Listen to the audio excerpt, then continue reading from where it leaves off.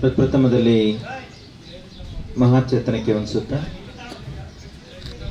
ಈ ಸುಂದರ ಸರಳ ಸಜ್ಜನಿಕೆಯ ಸಮಾರಂಭದಲ್ಲಿ ಪಾಲ್ಗೊಂಡಂಥ ಎಲ್ಲ ಮುಖ್ಯ ಅತಿಥಿಗಳೇ, ಅಶೋಕ್ ದುಮ್ಮೇನಹಳ್ಳಿಯವರ ಎಲ್ಲ ಕುಟುಂಬಸ್ಥರೇ, ಎಲ್ಲ ಗ್ರಾಮಸ್ಥರೇ, ನಿಮಗೆ ಭಾಳ ಆಶ್ಚರ್ಯ ಆಗ್ಬೋದು. ದುಮ್ಮೇನಹಳ್ಳಿಗೆ ನಾವು ಪ್ರಥಮವಾಗಿ ಬಂದಿರೋದು. ಚಿಕ್ಕದಾಗಿದ್ದರೂ ಕೂಡ ಕಾರ್ಯಕ್ರಮ ಭಾಳ ನಮಗೇನೊಂದು ಅಭ್ಯಾಸ ಅಂತಂದರೆ, ಎಲ್ಲಾರ ಒಂದು 10 ಜನ ಈ ಥರ ಶಿಷ್ಯರು ಅಥವಾ ಶಿಸ್ತುಬದ್ಧವಾಗಿರೋಂಥವ್ರು ಇದ್ದರೆ ಅಲ್ಲೊಂದೆರಡು ಮಾತನಾಡಬೇಕು ಅನ್ನೋದೊಂದು ಆಸೆ ನನಗೆ. ಯಾಕೆ ಅಂತಂದರೆ ಅರ್ಚನಾ, ಅರ್ಪಣ, ಅನುಭವ ಅಂತೇಳಿ 3 ಆಗಬೇಕು. ಒಳಗಡೆ ಆಗಿದ್ದು ಅರ್ಚನಾ, ಅರ್ಪಣ ನೀವು ಮಾಡ್ಕೊಳ್ತೀರಿ, ಅನುಭವ ಆಗಬೇಕಲ್ಲ. ಅನುಭವ ಯಾರು ಮಾಡೋದು? ಮಕ್ಕಳು ನೋಡ್ರಿ, ಯಾರು ಅನುಭವವನ್ನು ಈಗ ಮಾಡೋದು? ನಿಮ್ಮ ಅನುಭವ ನಮಗೆ, ನಮ್ಮ ಅನುಭವ ನಿಮಗೆ. ಅಯ್ಯ ಎನ್ನ ಅನುಭವದಿಂದ ಎನ್ನ ಭವದ ಕೇಡು ಹರಿದಿತ್ತು ಅನ್ನುವಂಥ ಮಾತನ್ನು ಹೇಳ್ತಾರೆ. ಜೀವನದೊಳಗೆ ಅನುಭವ ಇದೆಯಲ್ಲ, ಅದು ಬಹಳ ದೊಡ್ಡದು ಅಂತ ಹೇಳಿ, ಅದೊಂದು ದೊಡ್ಡ ಯೂನಿವರ್ಸಿಟಿ ಇದ್ದ ಹಾಗೆ. ನಮ್ಮ ಮಕ್ಕಳನ್ನ ಇವತ್ತು ಬಹಳ ದೊಡ್ಡ ದೊಡ್ಡ ಯೂನಿವರ್ಸಿಟಿಗೆ ಸೇರಿಸ್ತಾ ಇದ್ದೀವಿ. ಯೂನಿವರ್ಸಿಟಿಗೆ ಅರ್ಥ, ಯೂನಿವರ್ಸಿಟಿ ಒಳಗೆ ಒಳ್ಳೆ ಪಾಠ ಸಿಗುತ್ತೆ ಅಂತ ಹೇಳಿ ಸೇರಿಸಿದ್ರೆ ಅದೊಂಥರ ಯೂನಿವರ್ಸಿಟಿ ಆಗ್ಬೋದು ಏನು, ಜೀವನದ ಮೌಲ್ಯ ಗೊತ್ತಾಗ್ಬೋದು ಏನು. ಆದರೆ ಇವತ್ತು ದೊಡ್ಡ ದೊಡ್ಡ ಬಿಲ್ಡಿಂಗ್ ನೋಡಿ ಶಾಲೆಗೆ, ಯೂನಿವರ್ಸಿಟಿಗೆ, ಕಾಲೇಜಿಗೆ ಸೇರಿಸುವಂಥ ಸ್ವಭಾವ ನಮಗೆ ಬರ್ತಾ ಇರುವಂಥದ್ದು ನೋಡಿದರೆ ಇದು ದುರ್ದೈವದ ಪರಿಪಾಠ ಅಂತ ನಾವು ಭಾವಿಸ್ಕೋಬೇಕಾಗತ್ತೆ.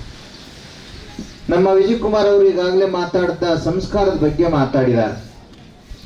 ಖಂಡಿತ ಇವತ್ತು ನಮ್ಮ ಅಶೋಕ್ ಅವರು, ಅವರ ಮನೆಯವರಾದಂಥ ಶೋಭಾ ಅವರು ತಮ್ಮ ಮಗಳ ಹುಟ್ಟಿದಬ್ಬವನ್ನು ಇವತ್ತು ಆಚರಣೆ ಮಾಡ್ತಾ ಇದ್ದಾರೆ. ಹುಟ್ಟಿದಬ್ಬ ಅಂದರೆ ನಿಮ್ಮೆಲ್ಲರಿಗೂ ಕೂಡ ಗೊತ್ತಿದೆ, ಈಗ ಪ್ಯಾಷನ್ ಆಗಿದೆ. ಏನು ಪ್ಯಾಷನ್ ಅಂತಂದ್ರೆ ದೊಡ್ಡದು ಕೇಕ್ ತರೋದು, ಅದರೊಳಗೆ ಒಂದಿಷ್ಟು ಏನೇನೋ ಹೊಡೆದಾಕಿ ಮಾಡಿರ್ತಾರೆ. ಯಾವುದನ್ನು ಮಾಡಬಾರ್ದು ಅಂತ ನಮ್ಮ ಸಂಸ್ಕಾರ ಹೇಳ್ತಿತ್ತು, ಅದನ್ನು ನಾವು ಮಾಡ್ಲಿಕ್ಕೆ ಪ್ರಾರಂಭ ಮಾಡಿದ್ವಿ. ಆ ಕೇಕನ್ನು ಪಾಪ ಬಹುಶಃ ಹಿಂದೆಲ್ಲ ಕೇಕ್ ಹುಟ್ಟಾಕಿದಾಗ ತಿನ್ಲಿಕ್ಕೆ ಅಂತ ಹುಟ್ಟಾಕಿದ್ರು. ಕೇಕ್ ಮಾಡುತ್ತಾ ಇದ್ದಿದ್ದೆ ತಿನ್ನಬೇಕು ಅಂತೇಳಿ, ಚೆನ್ನಾಗಿರುತ್ತೆ ತಿನ್ನೋಣ ಅಂತೇಳಿ ಹುಟ್ಟಿದ ಹಬ್ಬಕ್ಕೊಂದು ಕೇಕ್ ಕಟ್ ಮಾಡಿ ತಿಂದರೆ ಎಲ್ಲರಿಗೂ ಹಂಚೋರು. ಆದರೆ ಇತ್ತೀಚಿನ ದಿನಗಳಲ್ಲಿ ಮಗುಕ್ಕೆ ಹೊಡ್ಕೊಳ ಕೇಕ್ ಬರ್ತಿದ್ದಾವೆ. ತಿನ್ನಂಗಿಲ್ಲ, ಯಾರು ತಿನ್ನಂಗಿಲ್ಲ, ಕಟ್ ಮಾಡೋದು, ಅದನ್ನ ಎಲ್ಲರೂ ಇವ್ರು ತಗೊಂಡು ಅವ್ರ ಮುಖಕ್ಕೆ, ಅವ್ರು ತಗೊಂಡು ಇವ್ರ ಮುಖಕ್ಕೆ ಹಚ್ಚೋದು. ಇದು ಯಾವ ಕರ್ಮ ಇದು ಅಂತ ಅರ್ಥ ಆಗ್ತಾ ಇಲ್ಲ. ಏನು ಎಲ್ಲಿಗೆ ಹೋಗ್ತಾ ಇದ್ದೇವೆ ನಾವು? ಆಮೇಲೆ ಇನ್ನೂ ಹಳ್ಳಿಯವರಾದ್ರೆ ಇದು ಒಂದು ಹುಟ್ಟಬ್ಬ, ಈ ದೊಡ್ಡವ್ರ ಪಾರ್ಟಿಗಳು ಮಾಡ್ತಾ ಇದ್ದಾರೆ. ಏನು ಅಂತಂದ್ರೆ ತಿನ್ನೋಂಗಿಲ್ಲ, ಬರೀ ಕುಡಿಯೋದು. ಏನು ಕುಡಿತಾರೆ ಅಂತ ನಿಮಗೆ ಗೊತ್ತಿದೆ. ನಮಗೇನು ಕೆರೆ ನೀರಂತರೂ ಮುಂಚೆ ಕುಡಿಯಲ್ಲ ಅವರು. ಅವರೆಲ್ಲ ದೊಡ್ಡ ದೊಡ್ಡ ಹೋಟ್ಲುಗಳಿಗೆ ಹೋಗ್ತಾರೆ. ಅಲ್ಲಿ ಹೆಂಗೆ ಕುಡಿಬೇಕು ಅಂತಂದ್ರೆ ಹೊರಗಡೆ ಬರೋಕ್ಕಾಗಿರಬಾರ್ದು, 3 ದಿನ ಮ್ಯಾಕ್ ಎದ್ದಿರಬಾರ್ದು, ಹಂಗೆ ಪಾರ್ಟಿ ಮಾಡ್ತಾರೆ. ಇದು ಇವತ್ತು ಹುಟ್ಟುಹಬ್ಬ. ಯಾವುದು ನಾವು ಕಲಿಸ್ತಾ ಇರುವಂತ, ಹಾಕ್ತಾ ಇರುವ ಬೀಜ ಯಾವುದು ಭೂಮಿಗೆ? ನಾವು ಬೆಳೆಯನ್ನು ಹಾಕ್ತಾ ಇರುವಂಥದ್ದು ದೇಶಕ್ಕೆ, ಭೂಮಿಗೆ ಯಾವುದು? ಒಳ್ಳೆ ಬೀಜವನ್ನ ಬಿತ್ತಿ ಒಳ್ಳೆ ಫಲವನ್ನ ಬೇಡಿಕೊಳ್ಳಿರುವಂತ ಮಾತನ್ನ ಹೇಳ್ತಾ ಇದ್ರು. ಆದ್ರೆ ಇವತ್ತು ಬಿತ್ತುತ್ತಾ ಇರುವುದು ಯಾವುದು? ನಾವು ಬೀಜವನ್ನ ಬಿತ್ತಾ ಇಲ್ಲ, ಬೀಜದ ಜೊತೆ ಒಂದಿಷ್ಟು ಮುಳ್ಳುಗಳನ್ನ ಬಿತ್ತಾ ಇದ್ದೇವೆ, ಒಂದಿಷ್ಟು ಕಳೆಯ ಬೀಜಗಳನ್ನ ಸೇರಿಸ್ತಾ ಇದ್ದೇವೆ, ಒಂದಿಷ್ಟು ಕಳೆಗಳನ್ನ ಹುಟ್ಟಿಸ್ತಾ ಇದ್ದೀವಿ. ಅಂದ್ರೆ ಹಳೆದನ್ನ ಮರಿತಾ ಮರಿತಾ ಮರಿತಾ ಹೊಸದಕ್ಕೆ ಅಡಪ್ಟ್ ಆಗ್ತಾ ಇದ್ದೇವೆ.